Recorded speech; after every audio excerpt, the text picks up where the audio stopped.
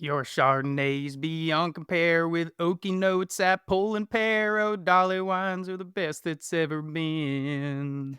Your rosé is the very best. Okay, okay. What do we owe the pleasure for this innovative rendition of Jolene? Well, Catherine, I'm glad you asked. Everyone's favorite person, Dolly Parton, is finally blessing us with a wine collection. We have been waiting for years, and it's finally here. Hell yes. I'm so psyched about this. The wine world needed this. The world needed this. Yeah, okay. Yeah, I think I've heard about this. Dolly's got a new line of wines that she has cooked up with Parton Family Cellars and Australian wine giant Accolade Wines, whom I believe we spoke about on a recent episode. Hmm. Does this woman ever stop giving? She does not because she's also gifting us a musical. You can catch me at her Broadway show in 2026. Ooh, sounds good. They better be serving her wines there. Speaking of her wines, again, I love the simplicity of this project. According to Drinks Business, she'll be offering four styles: Chardonnay, like I sung about, Rosé, like I sung about, and for some reason it says here Prosecco and sparkling. Wait, hasn't she already covered sparkling with Prosecco? Ruby, don't question the queen, okay? I'm sorry, I would never. Okay, I'm glad we're also excited. Are we equally excited that recently Rupert Murdoch said his key focus these days is world class wines? Or that there is now a Tesla Mezcal that retails for $450? You guys excited about those? No? We aren't excited that Murdoch, in his 94th year, now wants to make high end wines a quote, big part of his legacy? You aren't excited about an expensive lightning shaped bottle of tequila from a car company? Guys? Anyway, Nick, can we get back to the Dolly-esque medleys that you've been coming up with? Because I was really enjoying those. Mhm. Oh, tumble out of work as soon as I'm let go. Ask for a glass of Dolly's Prosecco. Yawn and stretch and try to come to life. You don't even have to like rewrite half that. Drinking Dolly's wines. Oh, yeah. What a way to spend an evening drinking Woo. Dolly's wines. Okay. I know that's pretty good.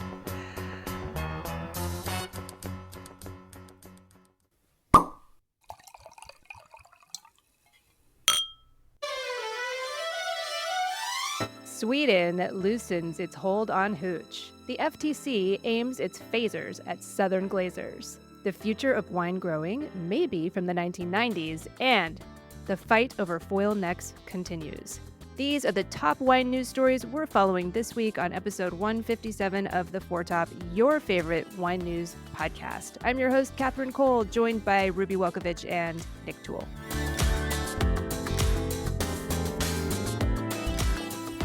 Well, listeners, you may recall that in episode 139, we learned that Southern Glazers was in hot water with the Federal Trade Commission. Southern is, as a reminder, the largest alcohol distributor in the country. It's also the 10th largest privately held company overall in the US, with about 26 billion in revenue and 24,000 employees. It distributes more than 7,000 different beverage brands and is a behemoth. That's right. So, the last we heard, the B2B e commerce business Provi had hit Southern with an antitrust lawsuit, and the FTC was investigating Southern for discriminatory pricing. And this was all after, a couple years back, the IRS and TTB showed up unannounced at Southern's HQ and started rifling through paperwork. Okay, so we learned all of this back in early February, but now the story has jumped from beverage news outlets to mainstream news outlets. CNBC recently reported that the FTC will be filing a lawsuit in a matter of weeks, alleging that Southern has been providing secret kickbacks to large retailers and violating antitrust laws. But there may be a political angle to this. Politico is reporting that this is part of the Biden administration's larger strategy of bringing prices down for the average consumer. So there are two different things going on here. Right. On the one hand, you have Provi, this powerful B2B tech platform that has, by the way, integrated 750 for those following this. And Provi is suing because it says that the nation's two largest beverage distributors, Southern Glazers and Republic National, have conspired to convince large beverage retail outlets to boycott it. And then we have the issue of Southern Glaziers, according to the FTC, purportedly practicing price discrimination and offering kickbacks to large beverage retail chains. Wait, so that's freezing out small wine boutiques, right? Is that why prices at those cute little bottle shops tend to be higher? Absolutely. Plus, they know that you folks in Brooklyn will pay anything. Nuh-uh. It's the summer of austerity in New York. It's all Franzia and craft singles around here. Oh. Ooh, delicious.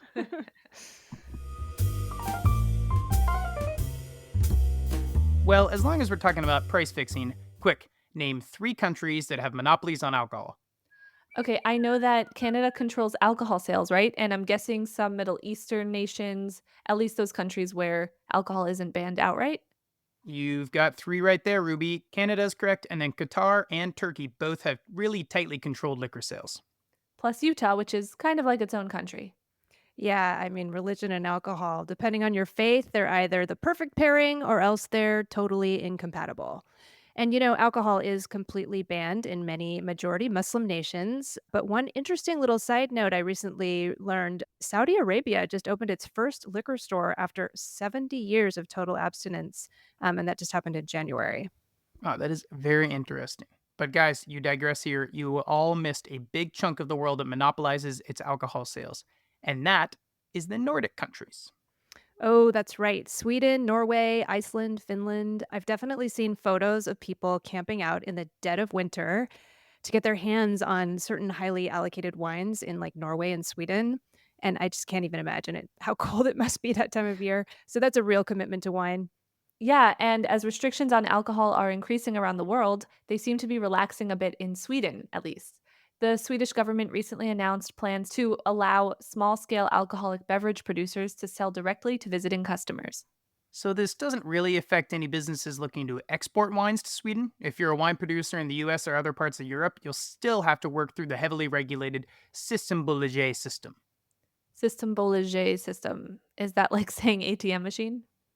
Oh, yeah, that is kind of repetitive. Oh, well. Anyway, small producers within Sweden, folks making wine or beer or cider on their own farms, can finally sell their products to visitors. So that's a nice little change. It's a small change, but it seems like it has larger significance. I think we should let the Swedish chef have the final word. Ich kunde bestätigen.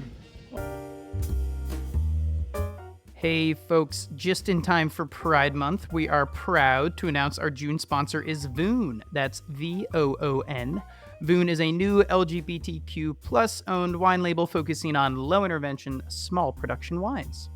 Shout out to owner Evan Anderson and his fiance Cameron Foxgrover. Congrats on your upcoming wedding, guys. Yeah, congrats. Yeah, congratulations. All Voon wines showcase low intervention practices that highlight the delicate complexity typical of those beautiful hills. That's right. And actually, the wines we're tasting are from the Santa Rita Hills, but I happen to know they will be sourcing grapes from other appellations in the near future, and I am excited for that. The grapes are sourced from organic vineyards. They are hand-picked and hand-sorted.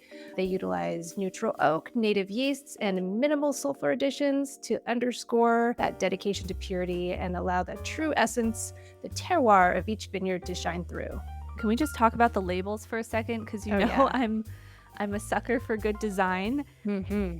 The bottles are just so beautiful. The label for the Pinot has a really cool gramophone and really pretty butterflies all over it, and it makes me more excited to drink it. And it says wine for everyday eccentrics. I really like that. That is a warm and welcoming message to all of us. All right, okay, I'm dying to taste this. So let's taste the Pinot here. Pinot. I have a confession to make.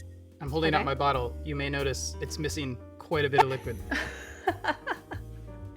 I opened this a few days ago because I sat down to watch Sideways, and I had a bottle of I won't say the name, but a different brand of Pinot, and it wasn't really going to cut it to watch a movie about a guy who really, really likes Pinot. So I was like, I don't think they'll be mad if I pop this a little early, but my wife and I drank some of this while we watched Sideways.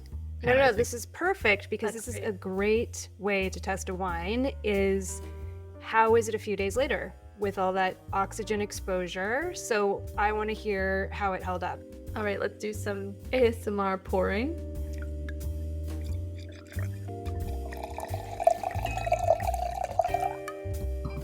Ooh, I love the color. It's really pretty. It's really pretty, like nice semi-translucent ruby. Ruby. It's just gorgeous. when I had this on a few days ago, this was Sunday night, I made note of like some lighter red fruit, like cranberry and raspberry notes that I was really enjoying, and like some really nice acidity to it. My wife was raving about it the whole time. That's really good. The aromatics are fantastic so far. I'm really just enjoying burying my nose in this. Just smells yummy. It's almost like a few days on and a little bit more oxygen, the fruit has ripened, to, so to speak, or gotten a little bit richer and darker. I love this winemaking style. It's just super drinkable, light. It doesn't taste over manipulated. It tastes of place. There's kind of like a rhubarb spice note that I get from whole cluster wines, especially if they're harvested at the right time, which this one tastes like it was. You get this like rhubarby, cinnamony, cardamom-y, clovey spiciness. We are really hogging all this delicious wine. So, Ruby, can you tell our listeners how they can get more of Voon? Voon holds exclusive events in San Francisco for wine club members at beautiful venues with great wine, vibey music, and delicious food. So, hey, that's a reason to join the Voon Wine Club. Yeah, well, I just have to read the company line here, which is really lovely. It's Voon crafts wines for life's explorers, those seeking something unique and maybe a little eccentric. Oh yeah, check them out online at voonwines.com and use the code FORTOP, all uppercase FOURTOP, for 15% off your first order. Ooh, what a deal. Cheers. Cheers.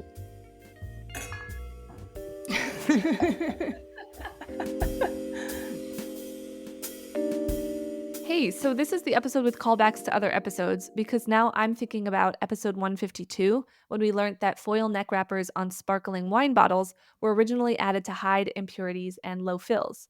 And some producers in Champagne are starting to bottle their wines without foil wrappers, but this is creating controversy in the region. Yeah, that's right. And then we caught wind of a study this week that claimed to prove that foil toppers on sparkling and still wines can actually prevent bacterial contamination and mold. So the plot thickens. Yeah, if you just skim that article, it makes sense. The foil is an inert protective layer, and I can see how it kind of creates a hygienic shield, as the paper says. Yeah, that term hygienic shield sounds pretty good. Except, if you look closely at this announcement, I think we've found it in wine business. They're not actually saying that a foil neck wrapper on a bottle protects the wine against any sort of mold that could potentially make the wine undrinkable. Nope, they're saying that foil wrappers could deter pathogens that cause disease. The study basically tested the ability of the bacteria and mold that cause stomach and respiratory ailments to pass through foil. So I think we were kind of duped by this headline, you guys. Fool me once, shame on you. Fool me twice, won't get fooled again. What? It's a really good George Bush quote. You should look it up. But I just wanted to get it out there into the world. Anyway, as far as I know, I have never contracted a cold or like norovirus from handling a bottle of wine. I mean, I'm definitely sure I've gotten a cold from going to yoga class or sitting on a subway, or, of course, from my children who go to school and get all sorts of germs from their friends. But from a wine bottle, I really don't think this is a problem the world is facing right now. Yeah, and get this, the Crealis Group, which funded the study, literally produces foil neck wrappers for wine bottles. So Yeah, this just sounds like science as a marketing tool. It's kind of like a bit of fear mongering. yeah, it reminds me of beauty product companies convincing you that you have to use a certain serum or your skin will fall off and you'll be ugly forever. Wait, what are you saying, Ruby? Are you saying that my skin will not fall off if I stop using snail mucin and stop getting vampire facials? Listen, I cannot confirm or deny.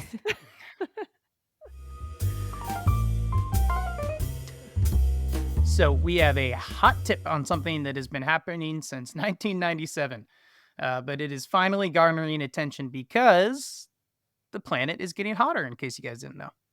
Yes, I've heard this. We found this piece by Jim Gordon in the June-July 2024 issue of Wine Enthusiast, but it's about a breakthrough that was made way back in 1997. The Napa viticulturist Mark Neal of Jack Neal and Son planted 16 acres at the Rutherford Dust Vineyard on a dual trellis. And I guess that's exciting news.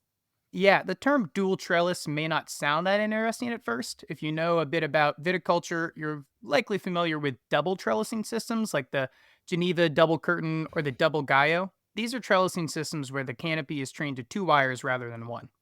Yeah, but Neil's dual trellis is different. We're talking about two wires with two different grape varieties interplanted. So, trunk by trunk, you go from white to red, from white to red, all in the same vine row. The red grapes are trained to the top wire so they get maximum sunlight, and the white grapes are trained to the bottom wire where they stay cool in the shade. Now, this points to a future in which the Napa Valley wine growers can continue to grow vibrant, high acid white varieties in a rapidly warming planet. Yes, the San Francisco Chronicle reported on this back in 2022, but as the planet heats up, there's renewed interest in what Neil has accomplished here. This dual trellis vineyard yields twice the tonnage of grapes that the land used to, with no impact on quality, yet the cost of farming both together is less than 50% more. Neil's estate winery and vineyards have achieved regenerative organic certification, so he says his motivation is not just cost, crop load, and efficiency. He says he's also building more organic material into the soil and using less water, fungicide, and every other input using this system. Yeah, in this feature in Wine Enthusiast by Jim Gordon, Neil says he sees dual trellising as a way to take action on climate change. He says that the densely planted vines in his dual trellis vineyard sequester 3.5 times more carbon per acre than comparable vineyards. This is so interesting because it's so innovative, but it's not using anything that wine growers didn't have in their toolkits decades ago. It's just kind of a rearrangement, but it's just so smart. Hey, Catherine, this might be a good time to make our three top a four top. That is a great idea, Ruby. Let me just get on my magic telephone here and ask Martin Reyes, Master of Wine, to join us for a minute and share some thoughts on this. So,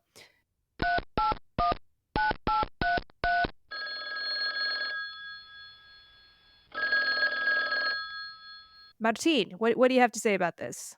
Hey, I'm excited to read about how Wine Enthusiast is highlighting the innovation from Mark. For years, most of the attention around Napa has been about luxury, wine prices, Michelin stars, wine lifestyle, despite there being a growing number of producers like Mark who've kept their eye on the climate ball, many of them for years, just like him. Creative things, finding ways to do more with less, experimenting with different grape varieties. These are awesome stories. They're becoming the new norm. Napa isn't just standard luxury cab, rinse and repeat. The area is bigger than that. The people are more ambitious than that, and they're more responsible than that. I can't wait to see what other innovations come down the line. So, hey, an innovation from 1997 is part of what's making the Napa Valley a leader in the sustainability movement. So, you know what, guys? Here's to 27-year-old ideas. Here's to Gen Z. So, as many of our listeners know, we like to solicit your responses to our weekly questions and highlight some of our favorite answers. So, check Instagram for those questions each week. But that said, we have been neglecting those of you who respond on LinkedIn. So, we'd like to read 2 LinkedIn responses to an old question that has some salience for this week. Yes, we're thinking about this week, aren't we? So, Eric Proof of Aloro Vineyard, right here in the Willamette Valley, says that with the 2023 vintage, all Aloro Vineyard bottles will be free of foil. We estimate this will save roughly 806 pounds of waste, lifting, and transport per vintage. That's not bad. Wow. No, that is many more pounds of foil than I would have anticipated. And speaking more specifically to our discussion on Foil Next this week, Amy Riley writes, as someone who consults in sustainability, I say it's time for them to go. But as a germaphobe, I have some issues with the alternative. So maybe bottle hygiene is an important concern. It's so interesting that someone brought that up. Mm-hmm. Yeah, this is why we ask. So this Yep. isn't an echo chamber. Huh. Please look for our questions on Instagram, Facebook, and LinkedIn and let us know what you think. And now it's time for our dessert course, and I am going to make a dessert course request. Ruby and Nick, I have heard nothing about your dinner together in New York, and so my desire for dessert is that you tell me everything. I want you to spill the tea. Well, I'll start by saying that this was the first time that any of the three of us have ever met in person, which was really exciting. That's true. And it was great. We went to Leland Eating and Drinking House, and we did both of those things. We sure did. Leland Eating and Drinking House is in Crown Heights in Brooklyn. It's a place that I like to go, and so I was really happy to take Nick and Zoe. Cool. What did you guys drink? We drank Sfera Rosso. I think it's Sfera. It was a nice big 1 liter of chillable red. We felt like we kind of had to drink a chillable red. Yes, and as the server said to us, It's giving wine. Was, I think, exactly what he said when he poured it for us. Yeah, that is exactly what he said. As in, it's giving wine or it's giving wine? It's don't know. giving wine. But yeah, we had a really nice large bottle of wine, chilled red, and some really great food. Nick, what was your favorite thing that we ate? Probably the trout. Oh, That yeah. was really good. It was like a trout pate with za'atar potato chips. That was Oh, really that sounds amazing. Yeah. It was. I think my favorite was the yu choy, which is a Chinese green, and it had a black sesame paste and some other stuff on it that I can't remember now. And I should note, my wife is celiac, and they do a very good job delineating what's gluten-free and what isn't. So thank you to Leland for that. Very much appreciated. Well, I'm so glad you guys dined together, and here's to 1 liter bottles of chilled red for summer of 2024. Yes. And one more postscript. Adieu to Warren Winarski, founder of Stag's Leap Wine Cellars in Napa Valley. We just learned that he died this week at the age of 95. Cheers to Warren. Cheers. And this has been the Four Top Podcast. I am our executive producer, Catherine Cole. I'm our producer, Nick Toole. And I'm media and design manager, Ruby Welkovich. Keelan King is the composer and performer of our melodious theme music, and I wish I could say Dolly Parton was as well. But anyway, please visit our website, thefourtop.org, to learn more about us and listen to back episodes. And if you have not already subscribed to The Four Top on iTunes or Spotify, please do so and leave us a rating. This is important. Every rating feeds the algorithm and helps new listeners find the Four Top. Well, guys, my body is in Portland, Oregon, but my heart is in Dollywood. And with that, this is Catherine signing out. And from my home studio where I'm rewriting all of Dolly Parton's discography with Weird Al Yankovic, this is Nick Toole signing off. And from the city of Franzia and Craft Singles, Brooklyn, New York, this is Ruby signing out. Stay safe out there, and thanks for listening.